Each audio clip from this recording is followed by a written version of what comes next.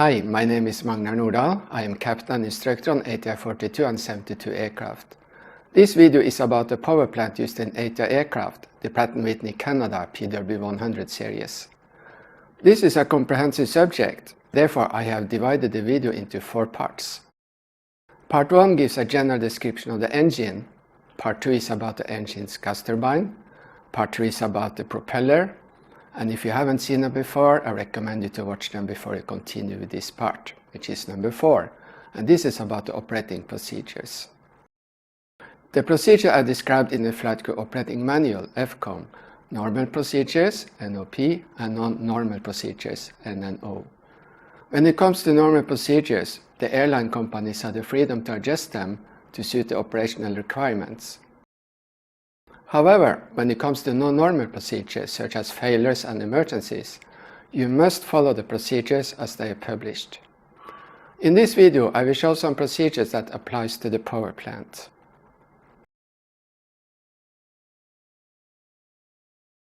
ATR aircraft have a brake attached to engine number 2 propeller reduction gearbox.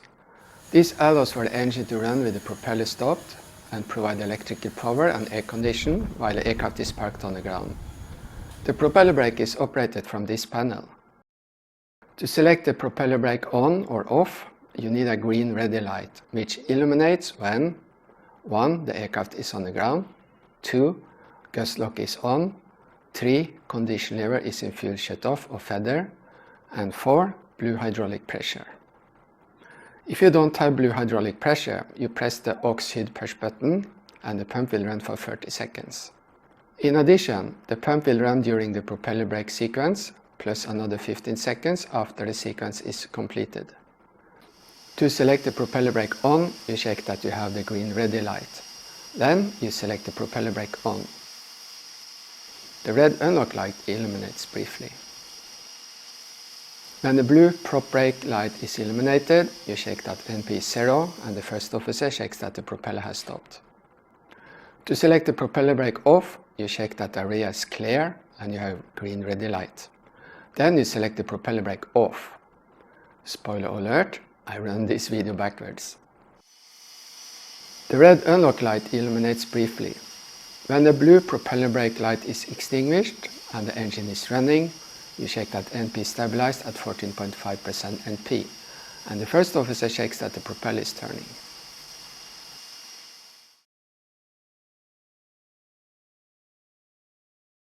Starting the engine is fairly easy.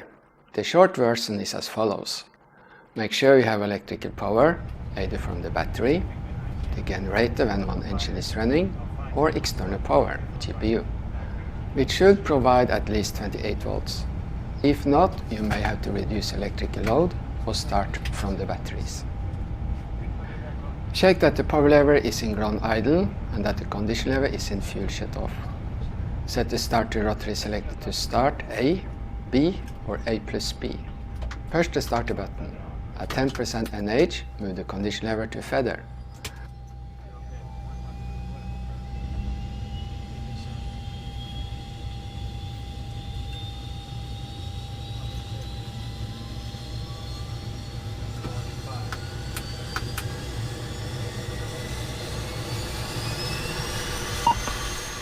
When the start is completed, select the starter rotary selector to off.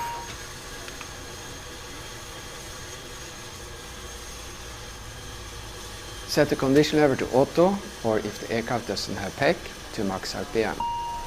Check PEP self-test and that you have low pitch indication. NP shall stabilize at 70.8%. For a full description of the engine start, please watch this video. There's a link in the description below.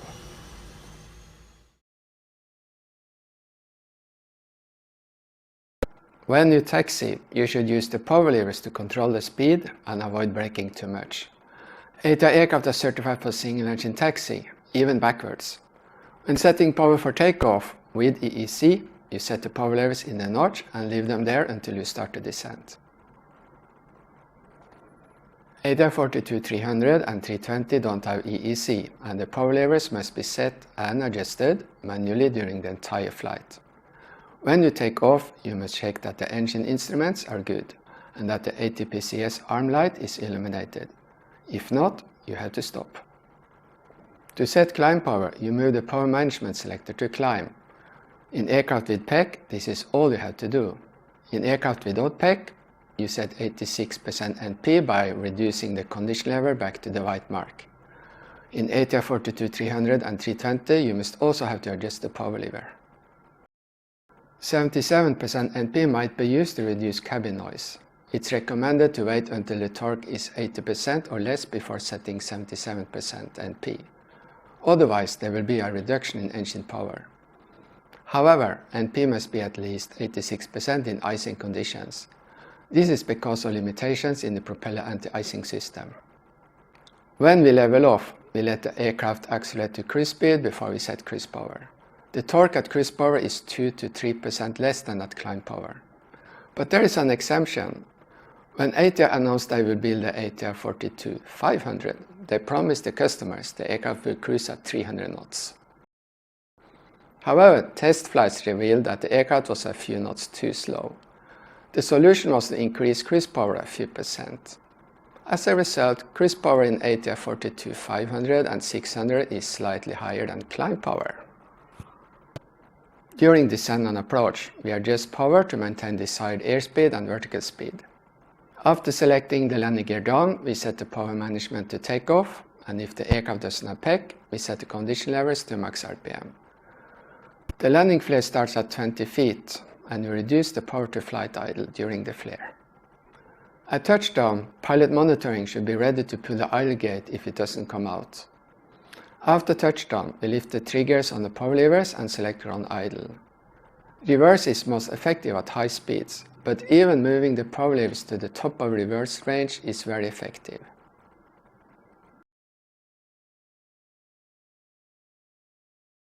It's normal to shut down engine number 1 while taxiing in after landing, as this will save some fuel and expedite ground handling. After landing, we let the engine run at idle power for 2 minutes to allow for cooling of the engine. This is important. Initially, ATR prescribed 3 minutes cooling time, but the operators complained and the cooling time was reduced to 1 minute.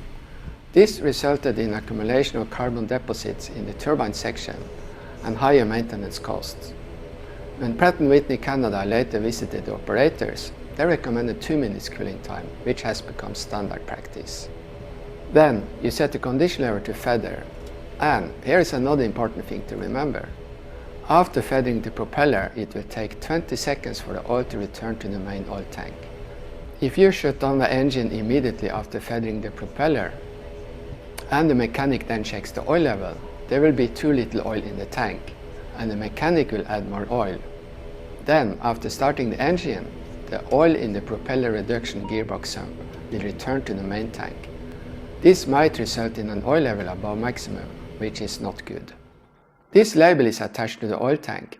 Caution: oil level above the max mark may result in an internal oil leak, oil smell, smoke in the cabin, and an internal engine fire. Therefore, it's good operational practice to let the engine run in feather for 30 seconds before shutting down the engine. However, there are times when you will not shut down an engine during taxi, for example when you taxi uphill or on a slippery surface. After parking, condition lever number 2 is set to feather.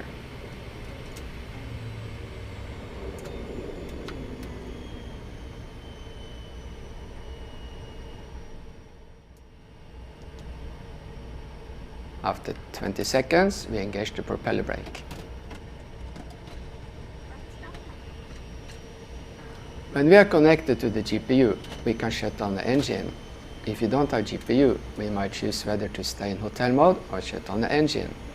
This depends on the wind direction, whether it's day or night, and on company procedure.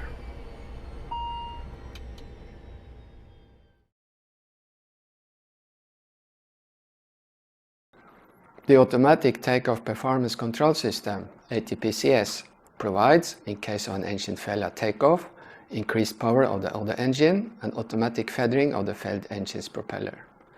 This system must be tested before every flight. This is called a static test. We start with engine number 1. Select arm and observe arm light and torque higher than 60%. Select engine 1 position and observe engine number 2 uptrim, engine number 1 torque 0, and after 2.15 seconds observe arm light out, and on the 600 observe auto feather, master warning and engine 1 out alert. The test selector is spring-loaded back to neutral. You repeat the test for engine number 2.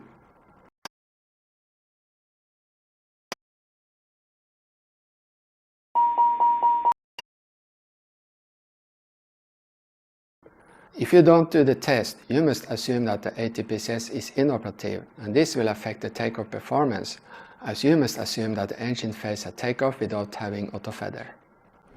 After the last flight of the day, we do a dynamic ATPCS test. This is done with the engine running.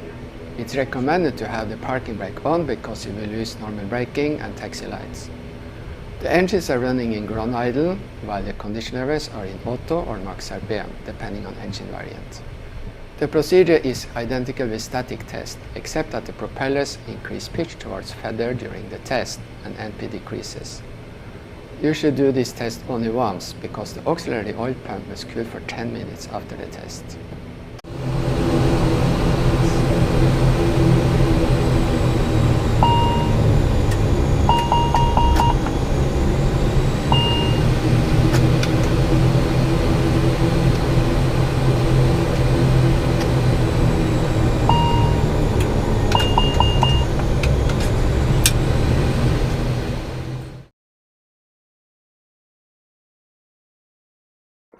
ATR 42300 and 320 have engine control unit, ECU, which is described in part 2 of this video. When the ECU fails in flight, there is a noticeable drop in engine torque. This must not be confused with an engine flameout, which I will talk about soon. When the ECU fails, there is a fault indication in the ECU push button. To protect you from power loss at takeoff, the HMU has a fail-safe device that will maintain current fuel flow and power. You don't touch anything before you have reached a safe altitude. Then you find the procedure in the QRH. The initial procedure is to select the failed ECU off and then restore power with the power lever. Consequently, the power lever will be further forward than normal. Before you reset the ECU, make sure that the power lever is below 60 degrees before you select the ECU on. Otherwise, you might over-torque the engine. If a reset is not successful, the checklist requires you to pull 2 circuit breakers. They are in the overhead panel in the upper right corner and are marked ECU normal supply and emergency supply. This action ensures that the enrichment function in the HMU is active. Engine response is sluggish when you increase power and rapid when you decrease power. Therefore, it is important to monitor torque and make adjustments as necessary. If you have to increase power rapidly, you must be prepared to move the power lever back a bit when required power is reached. When you land, you must remember that you don't have fuel governing mode anymore. When the power lever is reduced to ground idle after touchdown, NP will drop below 70.8% and the AC wide frequency generator will go offline. There will be very little reverse available as well.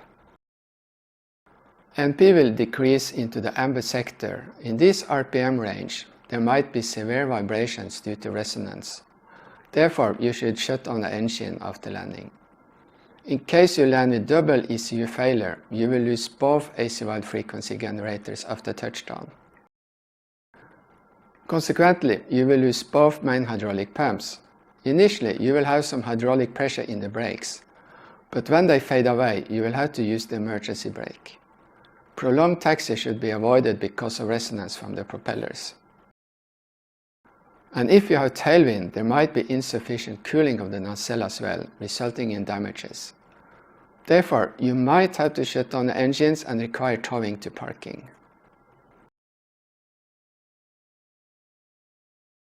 With the exception of ATR 42300 and 320, all of the ATR variants have engines with engine electronic control, EEC, which differs from the ECU in the following ways. When the power lever is ahead of the green band, an EEC failure will not cause loss of power because the HMU has frozen the fuel flow. In this case, the EEC fault light is flashing. When the power lever is in the green band, an EEC failure will result in loss of power. In this case, the EEC fault light is steady. It is safe to reset the EEC when the power lever is in the green band. Just follow the checklist. Furthermore, there is no need to pull circuit breakers.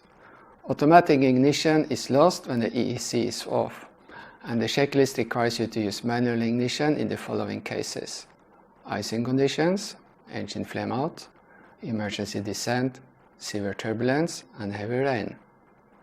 Just as with the ECU, an inoperative EEC results in sluggish engine response when you increase power and rapid engine response when you decrease power.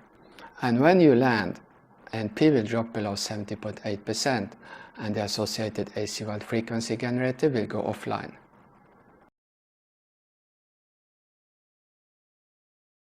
An ECU failure or EEC failure is indicated with a single chime and a fault light in the associated push button. Depending on the power setting, there might be a drop in engine torque. All of the indications NP, ITT and NH are more or less unchanged. Next up, engine flameout. An engine flameout is defined as a condition where NH is less than 30%. In addition, there will be zero torque and ITT will decrease rapidly. In the 600 variants, you will also have an alert message telling you which engine has failed. Engine failures are divided into two categories, with and without damage. If you hear a noise, like a loud bang or there are severe vibrations, then there is no doubt, you know there is a mechanical failure. You feather the propeller and shut on the engine as described in the checklist. But if engine power just fades away, you cannot be sure whether this is caused by an internal problem or external conditions.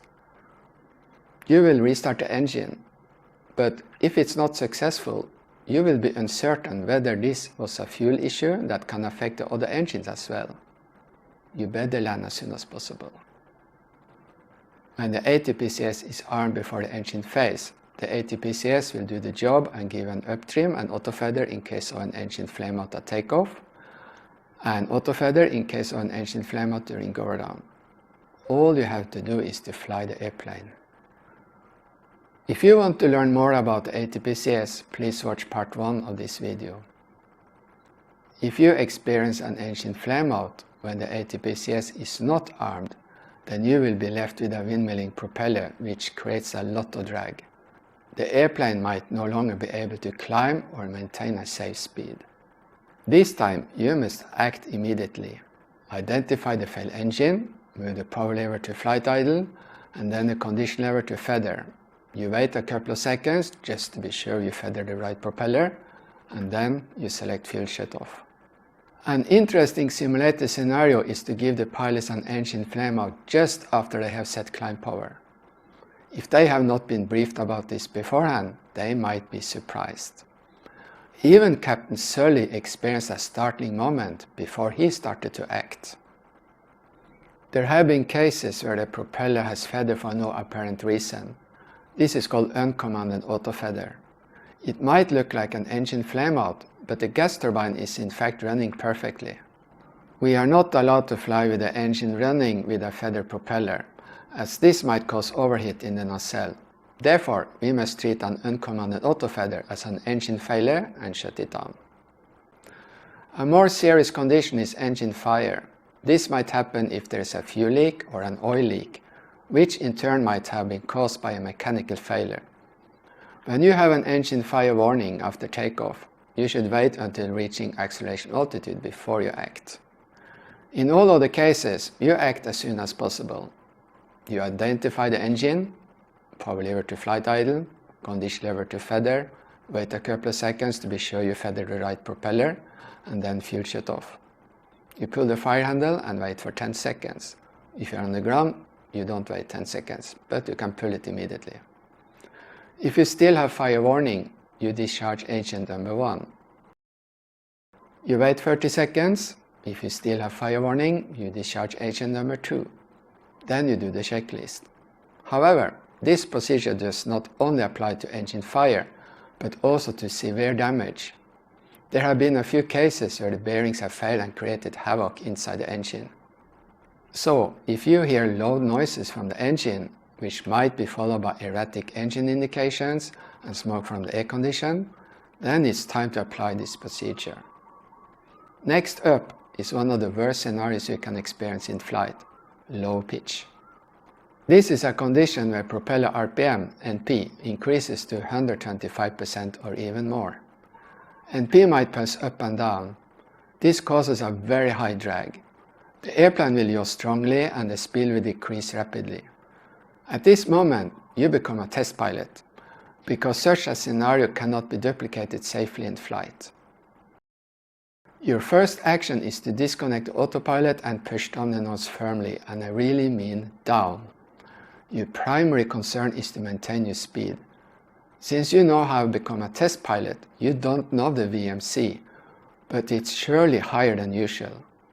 Then you must feather the propeller as soon as possible and shut down the engine. When doing this scenario in a simulator, you will be prepared for what will happen and you will act pretty quickly. Still, you will easily lose 2,000 feet. Finally, we have engine stall, also called compressor stall or engine surges. It is identified by load bangs from the engine like bang, bang, bang. Several engine instruments go bananas and the ITT may exceed the limitations. What happens is that the airflow into the compressors is disturbed so much that the pressure in the combustion chamber is greater than the pressure from the high pressure compressor. The burning gases might therefore travel forward and even exit the air intake. The reason for this might be ingestion of foreign objects like birds, ice or broken engine parts, heavy turbulence or rapid power increase when the ECU or EEC or the handling bleed valve are inoperative. The procedure is to reduce power to flight idle. This might stabilize the engine and you can gradually restore power. If this is not successful, you must shut down the engine. I have made a video about an incident where a mechanical failure inside the engine caused engine surges. You will find a link in the description below.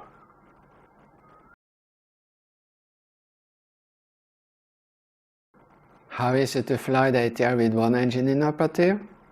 Provided you have feathered the propeller and trimmed the airplane correctly, it flies perfectly. When flying like piston twins, you might have learned that you shall not turn into the failed engine, as it might be hard to roll out of the turn. This rule applies only if you fly too slow. As long as you maintain a safe speed, the aircraft will turn equally well to left and right. However, there are a couple of things you should be aware of. As I just said, the airplane flies perfectly when you have trimmed it correctly.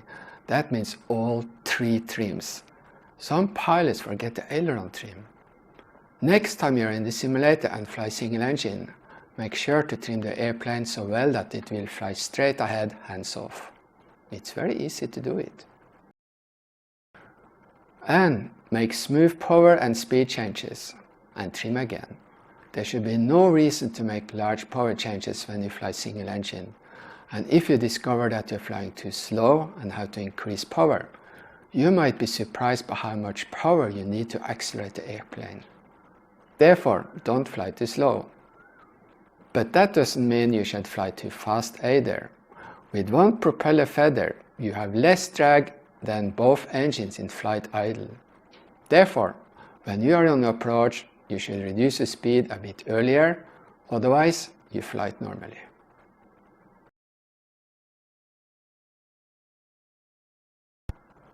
When starting the engine, things may not always go as planned, especially in the simulator. A popular treat given by the instructors is to give you a hot start. There are two scenarios. First, a start where the ITT rises above 800 degrees for a few seconds before recovering. You can continue the start. The second scenario is where the ITT rises like a rocket beyond 900 degrees. In that case, you better select fuel shut-off immediately, or ITT will exceed 950 degrees before you can say toast. I have experienced excessive ITT only once, and that was after a short turnaround in hot weather and with light tailwind.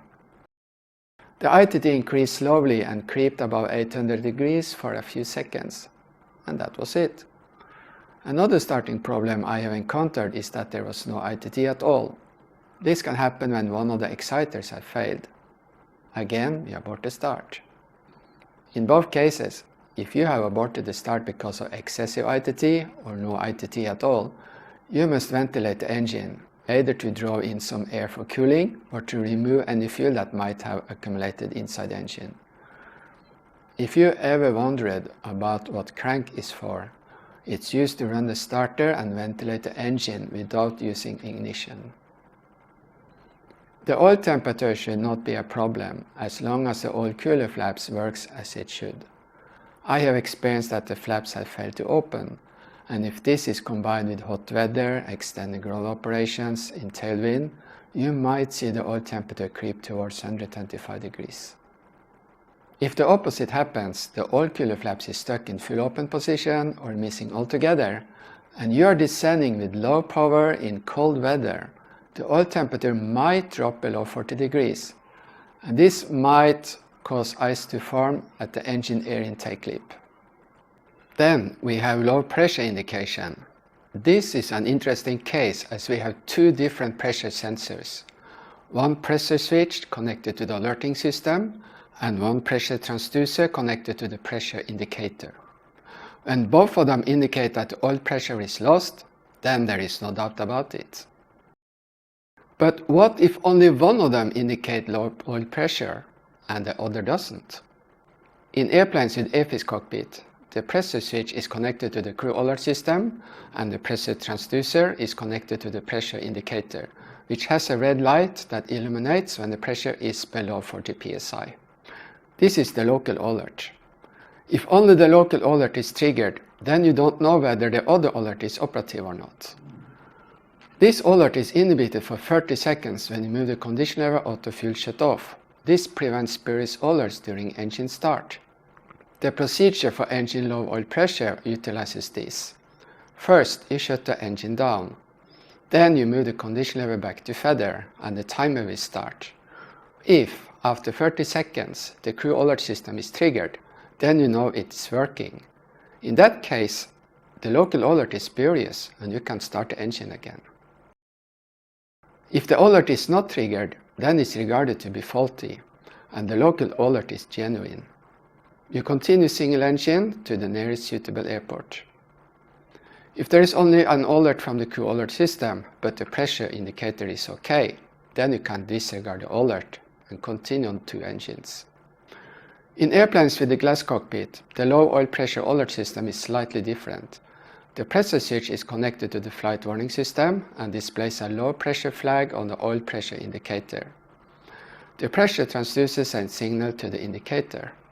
In addition, and this was not properly explained in part 2 of this video, the flight warning system is also triggered when the pressure from the transducer is less than 40 psi.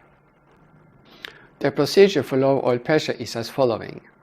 If you have both the oil pressure less than 40 psi indication and the low pressure flag, you shut on the engine and land as soon as possible. If the pressure is less than 40 psi but there is no red label, then you shut on the engine and wait for 30 seconds. If the red label appears, then the pressure indication is false and you can restart the engine. If not, you continue single engine and land as soon as possible.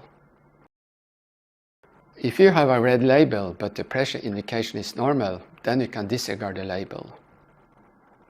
Then we have an alert called nacelle overheat. When you park the airplane in tailwind and use hotel mode, there is a risk for nacelle overheat if the tailwind exceeds 10 knots. However, after shutting down the engine, you might get nacelle overheat even when there is less tailwind. I experience it quite often. And this concludes the presentation of the procedures and the videos about the power plant of ATR. I hope you liked it. Please do not rely on this video for operational procedures in your company, because what I have shown here are procedures as recommended by the manufacturers at the time the manuals were written, plus a dash of my own experience. Airline companies may use different procedures which suit them better for their operations. And it must not be forgotten that the checklists are revised now and then. Please support the channel by clicking like, subscribe and share with your friends. Thank you for watching, have a wonderful day and happy landing!